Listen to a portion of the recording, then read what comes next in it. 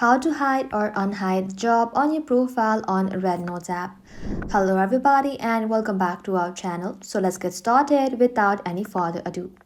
So for that, first of all, you want to go ahead and open a REDnote application in your mobile device. Once you open the REDnote app, you want to go ahead and log in to your REDnote account. Now once you're logged into your account, simply tap on your Me icon at the bottom right corner.